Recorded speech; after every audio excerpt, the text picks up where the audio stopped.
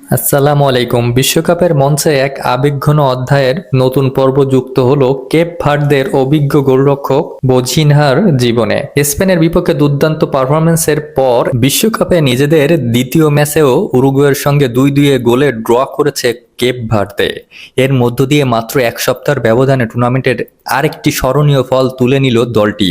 আজকের এই ড্র শুধু একটি পয়েন্ট নয়, এর ফলে কেপ ভার্দের বিশ্বকাপ ইতিহাসে আরেকটি গর্বের অধ্যায় যোগ হলো। 21তম মিনিটে অসাধারণ এক সরাসরি ফ্রি কিক থেকে গোল করে কেপ ভার্দেকে এগিয়ে দেন কেভিন পিনা। এটি ছিল বিশ্বকাপের ইতিহাসে কেপ ভার্দের প্রথম গোল। তবে প্রথমার্ধের শেষ দিকে ঘুরে দাঁড়ায় উরুগুয়ে।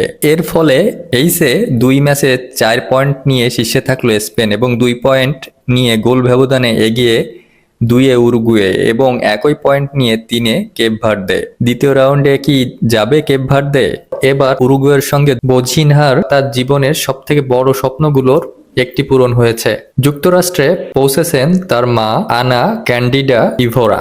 ভিসা জটিলতার কারণে প্রথম ম্যাচে ছেলের খেলা দেখতে না পারলেও শেষ পর্যন্ত অপেক্ষার অবসান ঘটেছে। এই গোলরক্ষক ম্যাচ শেষে বলেছিল যে টাকার অভাবে মাকে আমি আমার সাথে আনতে পারলাম না। সেটাই বিশ্বজুড়ে ফুটবল প্রেমীদের মনে দাগ কেটে যায়। বিশ্বকাপের প্রথম ম্যাচে স্পেনের মতো শক্তিশালী দলের বিপক্ষে গোল শূন্য ড্র করে চমক দেখায় কেপ ভার্দে। ওই ম্যাচে একের পর এক দুর্দান্ত সেভ করে ম্যাচ সেরা হন 40 বছর বয়সী বোঝিনহা। কিন্তু ম্যাচ শেষে তিনি আবেগঘন কণ্ঠ জানান তার মা গ্যালারিতে উপস্থিত থাকতে পারেননি ভিসা না পাওয়ার কারণে এবং কিছু টাকার অভাবে। তার সেই আবেগঘন কথা সামাজিক যোগাযোগ মাধ্যমে ছড়িয়ে পড়ার পর ব্যাপক আলোচনার সৃষ্টি হয়। পরে যুক্তরাষ্ট্রের ভিসা অনুমোদনের পর আনা ক্যান্ডিডা ইভোরা মিয়ামিতে এসে পৌঁছান। বিমানবন্দরে ফিফার অ্যাক্রেডিশন কার্ডধারী কর্মীদের সঙ্গে কর্মমর্দন করেন তিনি।